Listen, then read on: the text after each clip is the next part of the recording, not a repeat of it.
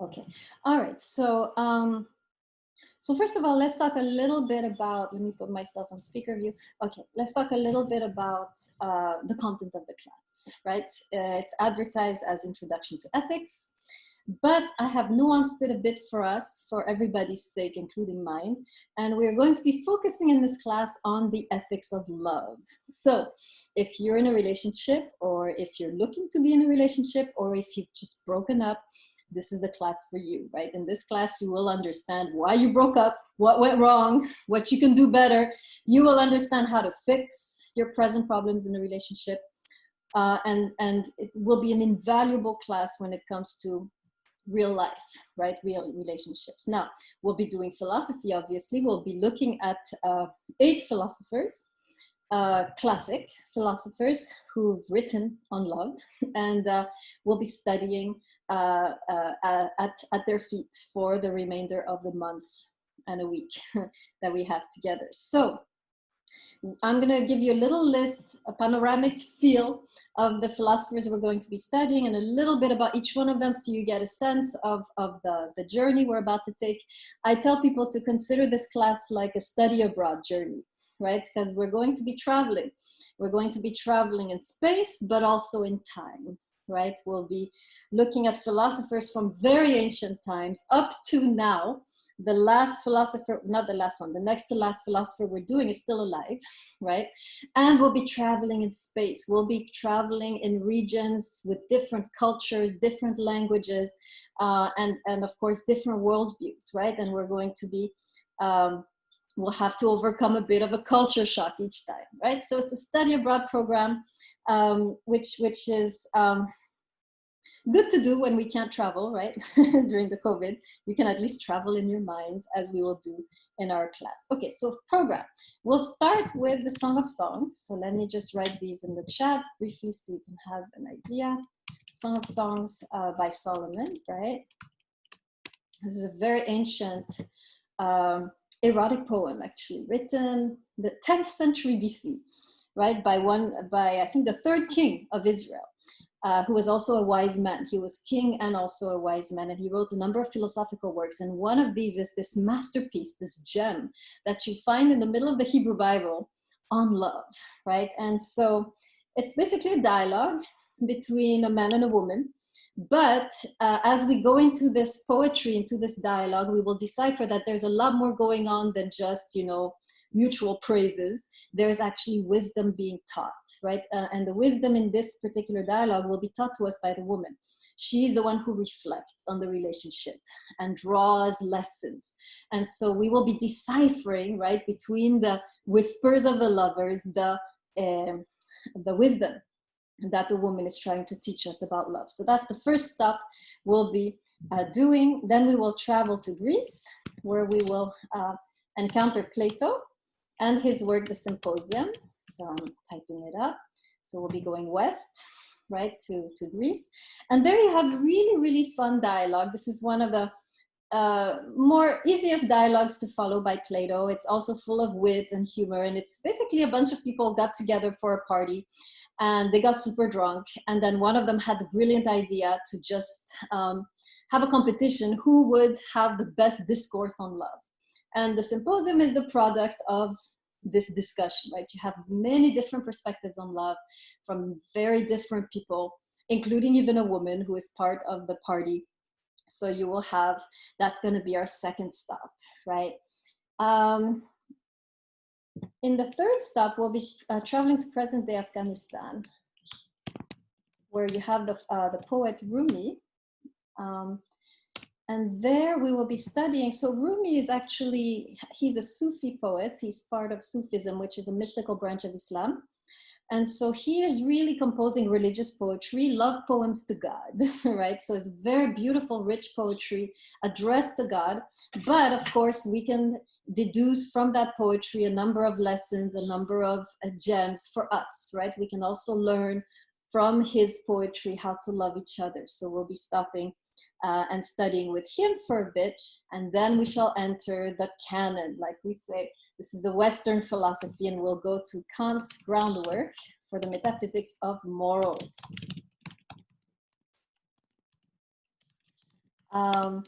So this is going to be our first heavy duty philosophical text. It's a German author. It's written in heavy German, translated into heavy English, but actually very insightful. He has a number of beautiful pages on the concept of respect, right? Why do we need to respect others, and also especially respect ourselves? So he'll be talking about self-respect in a way that's very insightful. So we will be studying that for a bit with him. And then we'll go to Denmark, where we will meet Kierkegaard. And there we will study works of love. Right, so Kierkegaard is kind of considered, I didn't give you the times, right? So, sorry, Solomon and Plato, ancient, right? Philosophers, Rumi is medieval, Kant and Kierkegaard are modern, right? So Kierkegaard is actually considered the black sheep of the Christian family. He's kind of on the margins of Christianity. He's very critical. But at the same time, he has written this masterpiece on love based on the Gospels. And this is, in my view, one of the most important texts on love. It's very beautiful writing on the connection between love and hope, actually. The necessity of cultivating hope in a relationship if we want really to have the power to transform that relationship. So he's going to give us some very important insights on how hope, the ability to hope for someone in a relationship, can actually have a transformative effect on them and on the relationship. So we'll be talking about that. And then we'll go to Buber. This is now Germany, the I and Thou, that's his work. And there we have very beautiful reminder of the sacredness of human beings, right? Buber is writing during the time of Nazism in Nazi Germany. So he's writing during that time where the sanctity of human life is being lost. And he is, in a way, this book is really written to remind us of what we are losing at that time. We're losing the sense of the sacredness of human life. And the whole book is there to in a way, give us a awakening as to what that looks like. And of course, the importance of that sacredness and respecting that sacredness to have a loving relationship, right? The importance of that to love. And then we'll be looking at Irigaray. So this is our second female thinker, right? She's French from the 20th century. She's still alive. Her book, To Be Two. So there we'll see a little bit, just like we did in the Song of Songs, this is a feminine perspective on love. She'll be talking specifically about sexuality and what women want. So this will be very insightful for both men and women, right? Men will know, and women also will know what they want. Often we don't know, right? What we want and who we are as sexual beings, right? So we'll be looking. Now, I've added a text for this summer because of what's going on politically, and this is Martin Luther King's Strength to Love. This is a powerful compilation of sermons that he preached in the past about the strength of love, the power of love, about the way that love can be used as a political force. It's not just an emotion, it's not just a feeling, it can be a force for political change if it is applied correctly. So he will talk to us about this and give us some illumination, right, as to how to deal with what's going on around us today, especially in New York or in the States. Okay, any questions on the itinerary, on the journey? I've put you in gallery view. Put your hand up, real hand, if you have anything to say or to add. Okay, now briefly, I'm gonna, so I will be posting the readings on Blackboard, but I strongly, powerfully, infinitely recommend that you buy the books. So here's why. Main reason is, I told someone who emailed me about this, you are going to want to keep these books, right? Once you've studied them and you've seen the profundity and the wisdom, right, that is contained in each one of these books, and the way that it can enrich and empower your relationships, you're going to want to keep these books, right? So I really strongly suggest, don't read the PDF now and then regret it and then want to buy the book, but then the book will be impersonal. You won't have written all over it. You won't have struggled with it, right? You want to buy the books. Very strongly recommend. If, however, it turns out the book is coming late or you can't find it, you always find it. But if it comes late, if there's a problem with the shipment, then you go to the PDFs, right? Any questions on buying the books? Sure. Gallery view, everything good? Going to the second page. Okay. By when are we gonna have to have the books? So we're starting Song of Songs, the actual text. Hold on.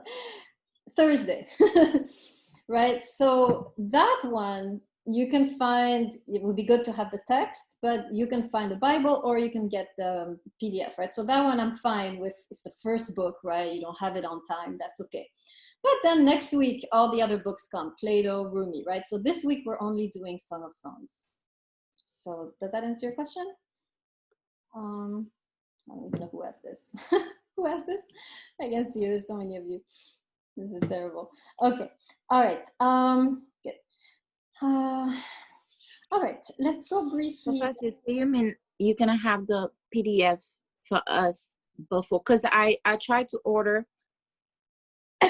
some of the books, and then Amazon right now, if it's not food, it won't come anytime soon. Yes, that's what I thought. Yeah, that's why I'm actually, usually I don't even give the PDFs, right, in my normal classes, but I'm putting them because I know it's irregular times and Amazon is weird.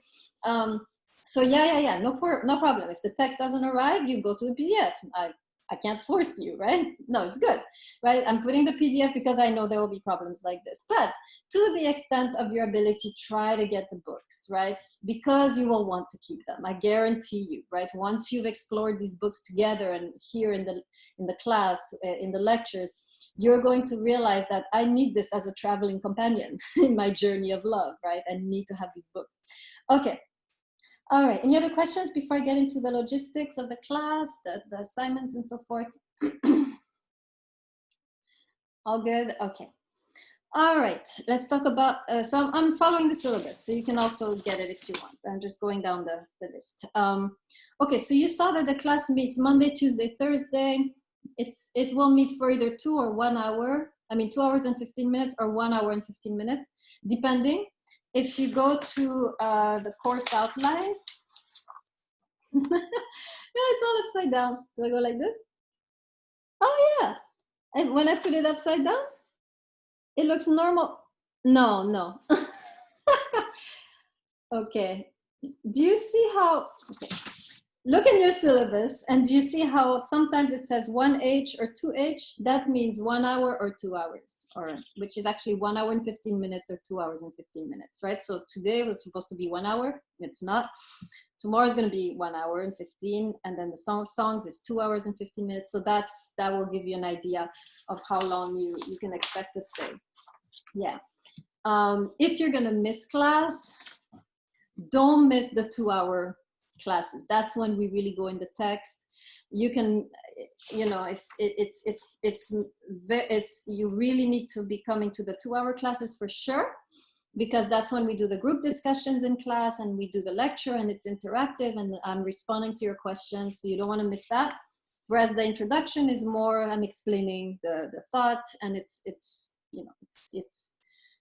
easier to skip without consequences. Okay. Okay, attendance. All right, so I have given you the choice to attend the class either synchronously or asynchronously. Professor, on when I was registering for the class, it says the same time for both days. Was it a mistake? Or? Yeah. It says an hour and a half for both days, but I've switched it around because I'm to be able to organize the material, right? So I have some classes is only 1 hour and other classes is 2 hours, but it ends out the same amount of time as how it was programmed, right? So you're still attending the same amount of hours, but it's spread out differently. So I had to do that because the material doesn't lend itself to an hour and a half. It lends itself to either 1 or 2 hours. Does that make sense? What is your name? Let me get your name down. What's your name? The longest one on your sheet. Yes, Maurice. I'm going to call you Maurice. Is that okay? Yeah. Okay, Maurice, does that answer your question? Yeah, sure. Okay, good. All right. Yes. So she's right. It's supposed to be on the black on whatever when you registered an hour and a half, but I've spread it out a little differently because of the material. Okay. So where was I? So you have a choice between taking the class synchronously or asynchronously. So synchronously means you come to the lectures when they're taught at 4 o'clock and you're there live streamed, right? Asynchronously is you don't attend, you listen to the lectures in your own time, going to my channel on YouTube. Now, I'm strongly recommending you take the class synchronously, meaning you show up, because of the many advantages of doing that. First of all, we have the breakout groups where you will be discussing the text among yourselves, and this is very important. This is a way for you to have some kind of community and get to know each other and learn together, right? Wrestle with the text together. And then in the lecture part of the class, you can ask questions, you can hear other people's questions, you can get feedback, right? So I strongly recommend you take the class synchronously. To give you an incentive, if you do this, if you take the class synchronously, meaning you attend at least 70% of the lectures, the final exam will be waived. You won't have to take the final, right? Just the little tests in between. So whoever takes the class and is 70% there, right?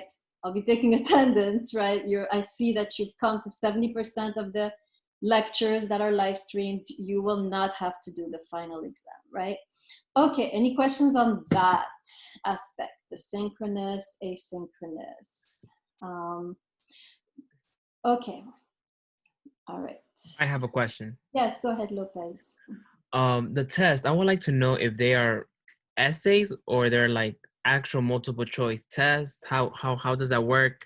Do we take it on our own time? It's on the same hour? How? I'm getting there. Okay. I'm getting there. It's down my list. Okay, before I get there, anybody, any questions on the attendance, on the synchronous, asynchronous? If you still have questions or issues you want to talk to me about, you can email me. No problem. Right, I'm pretty flexible. Okay. All right, let's go to the reading assignments. Okay, this reading assignment is every time you have a reading, right? If you look at the syllabus, you will see that you have almost every day, you have some pages assigned to read. So you read those, and when you're done reading those, you do a reading assignment. The reading assignment is very simple. It's 4 paragraphs, single-spaced. Okay, I'm going to write it down here. 4 paragraphs, single-spaced. And you have the first 2 paragraphs are 2 questions you have about the text, and the second 2 are 2 critiques. Okay, so in other words, you're reading the text and you are not understanding something, or you don't understand what he's trying to say or she's trying to say, and you start to ponder and you're wrestling with the meaning.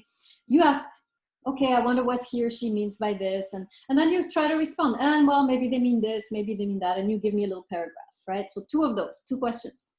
And then 2 critics, right? 2 critiques. So now you're reading, you understand, but you disagree. I don't like the way she says this, or I disagree with this definition of love, and you write me about that, right? So 4 paragraphs. This is, very free, right? This is you wrestling with the text. This is you struggling with what you're reading, agreeing, disagreeing, understanding, not understanding. And it's going to be the basis for your group discussion when I break you out into groups, right? So this assignment, you need to hand it in. It needs to be in before class, right? Because as I put you in your groups, I'm going to read those, right? I'm going to read them, and I'm going to incorporate some of what you said in my lectures. So I need them to be handed in before class, right? And put in the little folder in the Google Drive. Okay, any questions about the reading assignments? Yes. What if you agree with the works? What if you have like no critiques, or like you only have one? Yeah, that's okay. You can also have, it's nice to have a disagreement because the discussion goes better, but you can also say, I like this because of this and this. That's fine.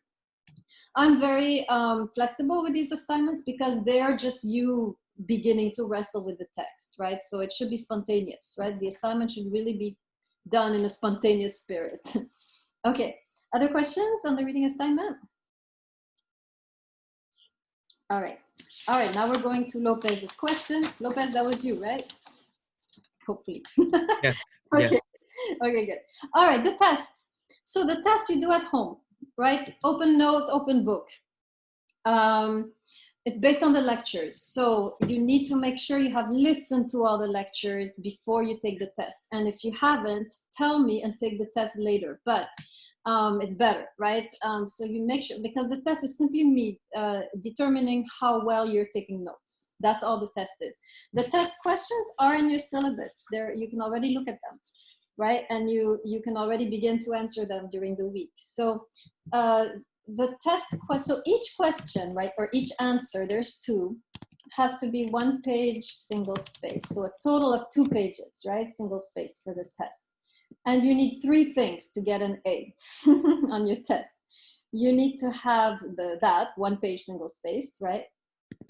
You need to have quotes from the text that we've read. So when you're answering, right, the question, you give the answer based on the lectures, and then you quote. You say, we see this in here when he or she says this, and you quote from the text.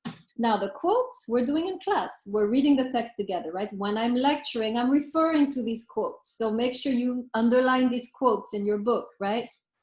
You don't need to bring in quotes that I don't talk about, right? You only bring in the test, you only bring in what I talk about. It's just for me to evaluate that you're listening and assimilating, right? One tip, right, for you to succeed is write as much as you can, as detailed as you can, right? That really helps raise the level of your test. I want to know that you're taking good notes. So the more detailed your answer, the more I know you're taking good notes.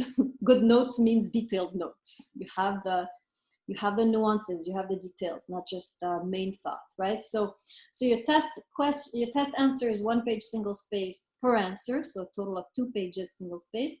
And you want to be as detailed as possible, just bringing in the most possible from the lecture and quoting from the text. Any question? Oh, the test will be due midnight every Saturday. Well, when it's a due date, right?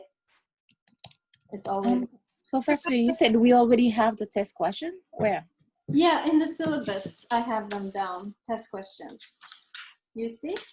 Professor, I keep Shabbat, and Shabbat ends at like 9:30. So I wouldn't. Is it possible I could give it on Sunday? So you have Right.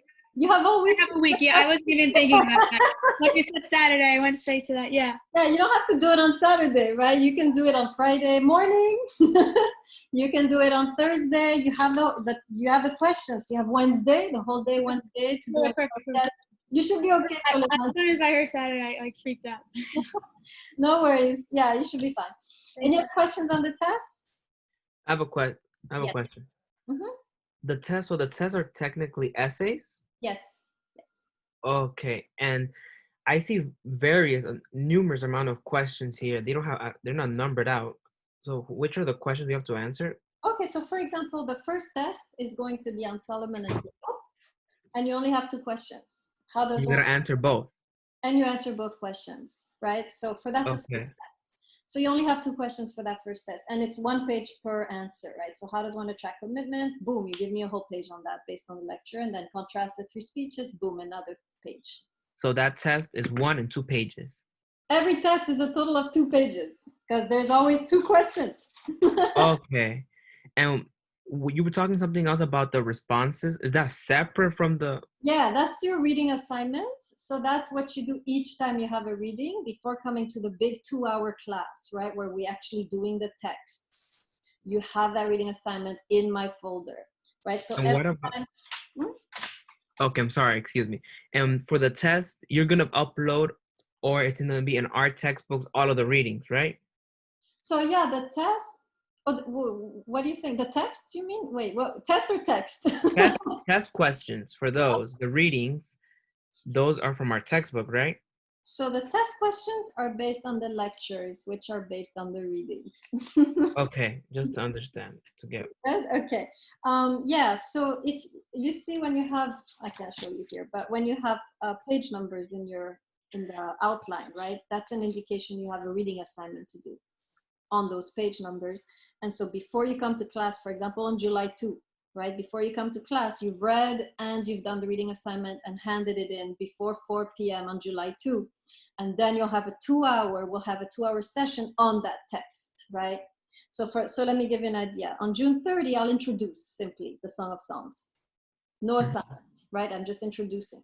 And then boom, July 2, we're doing the actual text in depth. You've done your reading assignment, put it in the folder, you're here, and we're going through this together.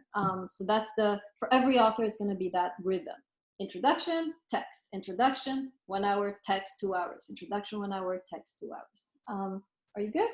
Any other questions? And you'll be posting the PDF before. Yeah, I have to put it up on Wednesday. For the Song of Songs, though, if you're in a hurry to read it, just grab a Bible. It's in the middle of the Bible. It's also online. And don't mix it up with Toni Morrison's Song of Solomon. People mix it up like that. It's the Song of Songs, right? So you can grab any Bible and find it if you're in a hurry to read it. I'm gonna put it up on Wednesday, and then everything else. Yeah. For the Song of Songs, in the syllabus you have like page numbers, and so if we don't have the PDF and we're just like looking online. Oh, the whole thing. You read the whole thing. Yeah, it's not long. It's about 9 chapters or something. Yeah. So during the 2-hour lectures, those are just in-depth analysis of the text, right? They're not the actual test. The test we do in our own time before the Saturday night deadline. Exactly, right? So you always have, this is the rhythm of the class. You always have a 1 hour introduction, 2 hours of text analysis, and then you have on Saturday night, you have your test, and now we're gonna talk about your essay. And then the reading assignment is due each time you have a reading, right? Are we good? Everybody clear so far? Up until the test? Anyways, I'll be reminding you of these assignments every day after class. I'll tell you, okay, tomorrow, make sure, blah, blah, blah. So if you don't have it all in your head right now, it's okay, because I will give you like the list of homework at the end of class every day. Okay, last requirement is what I call the essays. And in the folder, it's in my drive, it's called the love essays, right? Love essay. So this is going to be the fun part. This is the fun for me and you. In those essays, I want you to look at a relationship crisis that you are either in or witnessing in your family or with your friends. And then I want you to describe briefly the crisis. And then I want you to bring in whatever wisdom you gathered during the week, right? With the readings and the lectures. Is there a way now you can help that relationship, right? So that you can resolve or illuminate what's going on. And you write to me about this freely, right? It can be like a journal entry or a letter that you write to yourself or to your friend. Whatever format you want is fine, but it's simply you brainstorming or bringing some kind of wisdom into that situation. It's the way that we can help the class wisdom to trickle down into your reality, right? So that's going to be 1.5 pages, single-spaced. And you put it in the love essay folders. So 1.5 pages means you don't use like 10 lines for your heading, right? And then you write, and then another 10 lines for the heading on the second page. No, you start writing right away, okay? You put your name and you start writing. And then I'm confused. How many things we have at this point? You said reading response, the test, essay, and then love essay? That's it. That's the same thing. The essay and the love essay is the same thing. Wait, what? But you have essay 1, essay 2. Yeah. So you have several. So, okay, let me explain. So each time you have a test, you have to hand in a love essay, right? So you have 4 tests and therefore 4 love essays. And then the reading assignments, you have a total of 7. So you have 3 main assignments to think about in the class. The reading assignments, which are regular, and then once a week you have the test and the love essay. Does that make sense? Maurice, does that make sense? No, it just look a lot for. Well, yes, it's an intensive. It's an intensive. That's why it seems to be so much, right? Because normally over the semester, I take 2 weeks, right, before I give a test. But here, because we're going so quickly, it's every week pretty much, I think. It's almost every week you have a test and the essay, right? So it's going fast, it's normal. Yeah, this is the issue and the problem of intensives. Okay, any other questions before we? When's the love essay due? Also Saturday night? Exactly, the love and the love essay and the test are due the same day on Saturday night. Okay, thank What's you. the love essay? The love essay is like you have to compare it to your life or something like So that? yeah, start with a crisis. You want to look at a crisis, a relationship crisis, either in your life or in the life of someone else. You tell me about it a little bit.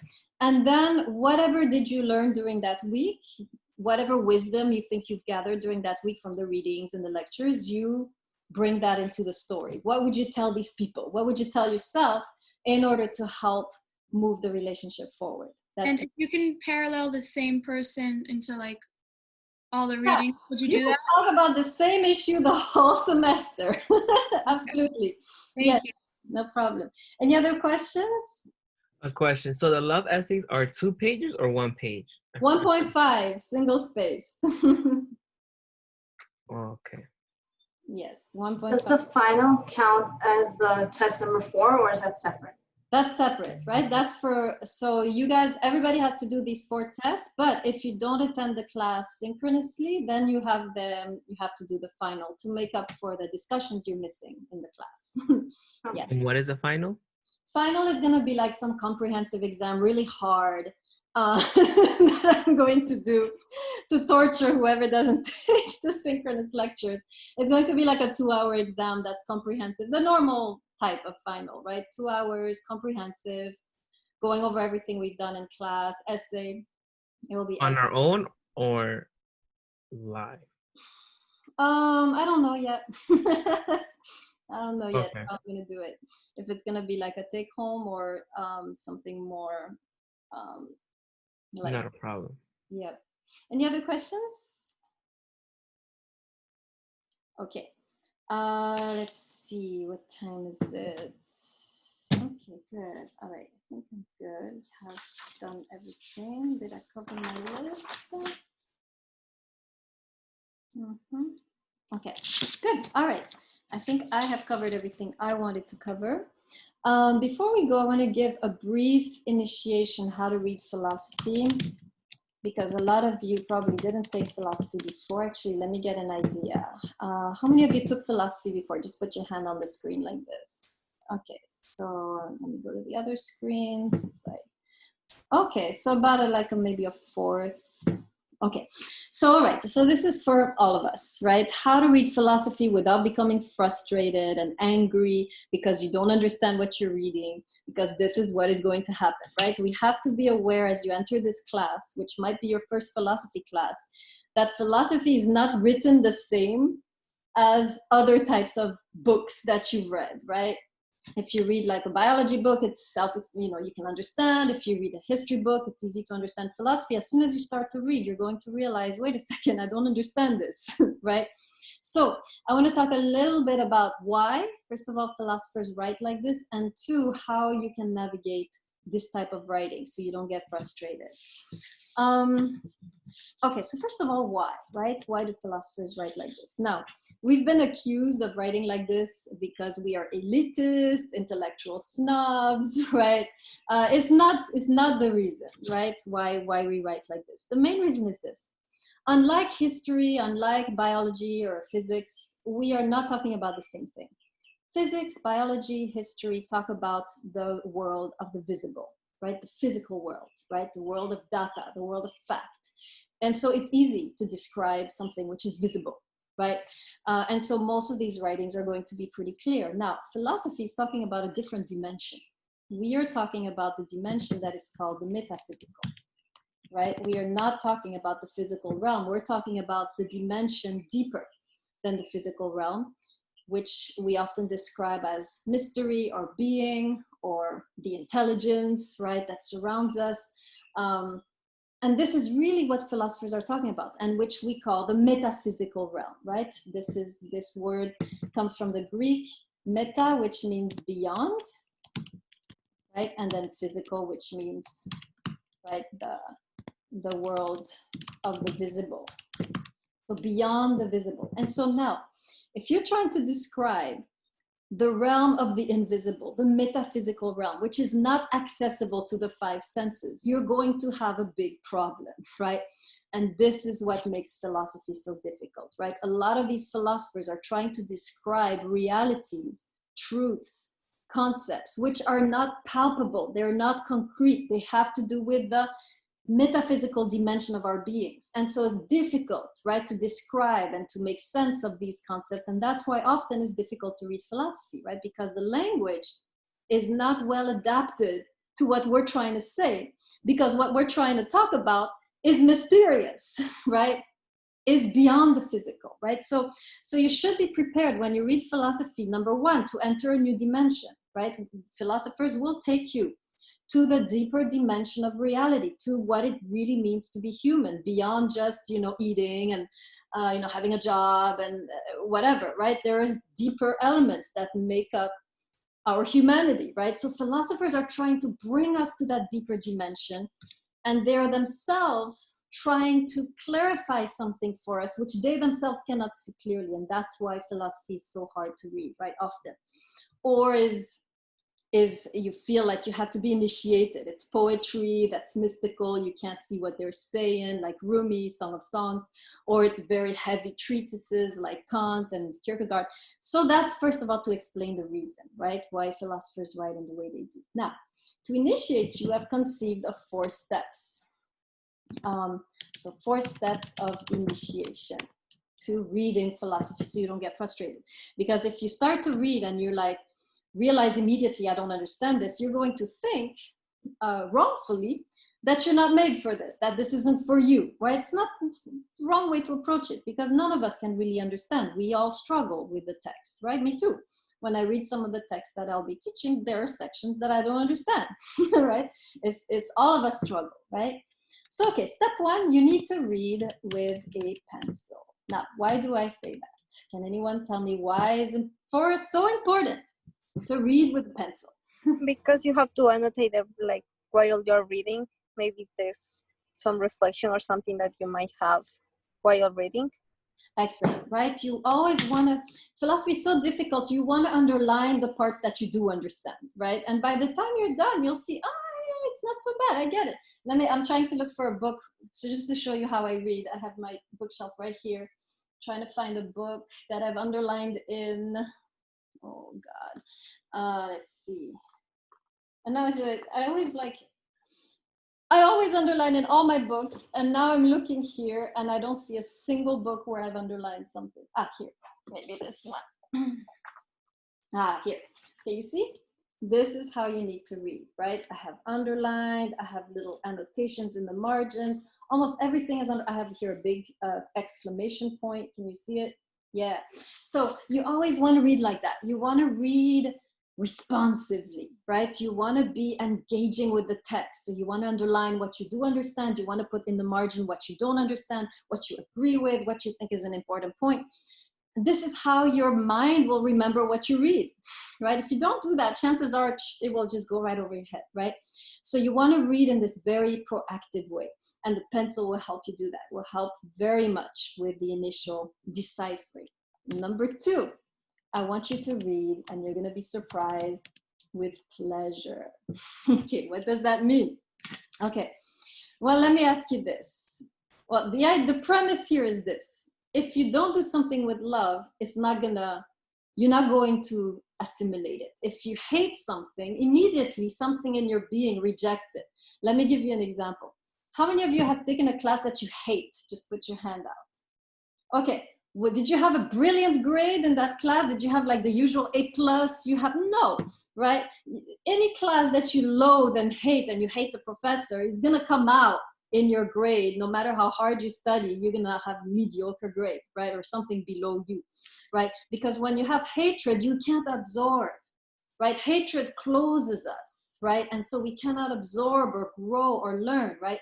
But love expands us, right? So when you love something, something happens in your mind, something happens in your heart and your body, you expand. And now you can learn and receive. And so that's why I tell everyone, when you're reading, always read with love. That is to say, with pleasure. You should be reading in a state of enjoyment. Now, I'm so serious about this, that if you're a slow reader, now listen carefully if you're a slow reader. If you're a slow reader, I prefer you read less and read with enjoyment then read the whole assigned pages with hatred in your heart and frustration and tears, right? So if you're a slow reader, I'm actually fine with you reading less, even if it's one page, but you enjoyed it, then you're reading the whole thing and hating, you know, the world, right? Now, if you're a fast reader, you have no excuse. You need to read, in fact, the whole book, right? Especially the assigned pages, right? But read it in a state of enjoyment. That's how you will absorb and really begin to, the learning process begins there, how you read. That's why I suggest to everyone, pick the best time of the day, like maybe in the morning when you're clear, or in the evening just before going to bed, and you're relaxed and you have a cup of coffee or hot chocolate, and you're just like, now is my moment, right? With my philosophy text, now is the moment I'm going to learn. And that's how you read, right? In a state of relaxation, in your bathtub, I don't care, right? So that's the second very important aspect. Now, by the way, this implies that you read with pleasure, even though you don't understand. Now, I want to be clear about this, right? When you read these texts, I don't expect you to understand them until we get to the lecture, right? So you should actually enjoy the state of not understanding, right? You might understand a few things, but a lot you won't, and that's fine. Just enjoy being in the presence of a great mind, right? That's what the class is about. Just learn, just be there, right? And don't try to understand, don't try to decipher. This will make you hate the person, right? You don't understand, so what? Just enjoy not understanding. I will clarify everything you need to know in the lecture, so you should be fine. Third one, always read with urgency. What does that mean? That means that you are aware that these texts might hold the key to the crisis you're dealing with right now, right? And they probably do, right? I have picked these texts on purpose in order to respond to very real problems in relationships, right? We're going to talk about very real problems, problems of infidelity, problems of abuse, problems of indifference, right? When the other partner is indifferent. How do you deal with these problems, right? This is not just, right, a class how to date, right? This is a class how to navigate some of the most difficult moments you will encounter, for sure, right? In the course of your journey in love, right? Of your journey with another person. And the problems we're going to be dealing with in the class are real, right? They are the problems that a lot of us encounter. So you need to understand that I chose these texts knowing that they could respond to these real life problems that I know my students are going through because I read their essays, right? And so I've picked these texts intentionally with these problems in mind, right? And so when you're reading the text, you are reading with a sense of urgency. You're reading and you're thinking, maybe this is the text that will give me the key that is missing, or the missing piece of the puzzle, so I can begin to transform this crisis that I am in, right? That's how you read, right? You don't read like, it's school and it's intellectual. It's not intellectual, it's life, right? In this class, you'll be learning about life. You're going to be obtaining wisdom for life. This is not a trigonometry class, which you'll never use again, right? So that's why you read with urgency, right? And finally, always read together. Never read alone. I tell people there are 3 things you shouldn't do alone, ever. Drugs, alcohol, and philosophy, right? If you catch yourself doing any of these things alone, you're in trouble, right? As long as you're doing it with other people, there's hope for you, right? But the moment you catch yourself doing that stuff alone, drugs and drinking and philosophy, you're in trouble. Philosophy can be very intoxicating. You can get caught in a whole worldview that will take over your life and destroy everybody around you, right? We see this even today, right? When you have terrorist attacks, they are basing themselves on a philosophical worldview that they haven't confronted to others, right? One of the main issues, right, with terrorism, just to bring in this issue, is a philosophical issue. It's a worldview that has not confronted itself with other worldviews, right? It's a worldview often within Christianity or Islam or Judaism, which is not in dialogue with the greater part of its religion. It's going by itself, right? And that's what makes it so dangerous. Any ideology which runs off by itself, right, and doesn't accept confrontation with other worldviews, other ideologies is dangerous, right? The imperialistic, colonial worldview is an ideology went off by itself. We're alone, right? Everybody else is inferior. That's a worldview which has run amok, right? And so this is why anytime you have ideas that come to your mind about how you should live, you always want to confront them to others. And that's why in the class we'll have special time at the beginning of each class. I'm going to give you 20 minutes to go over your questions and criticisms together, to kind of wrestle with the text together as a group, and then we'll come back for the lecture. Okay, so now you should be ready to read anything and you'll be fine, right? Okay, any questions on this last part of what I talked about? Okay, great. All right, so we are going to call it a day. If any of you still have questions, you can stay after. The rest of you, I'll see you at 4 for tomorrow for the introduction of Song of Songs. Lopez, you have a question? No, okay. All right, so you guys can leave the class. Whoever needs to stay, you can, just to, if you have more questions, but the rest of you can go. Thank you. You're welcome.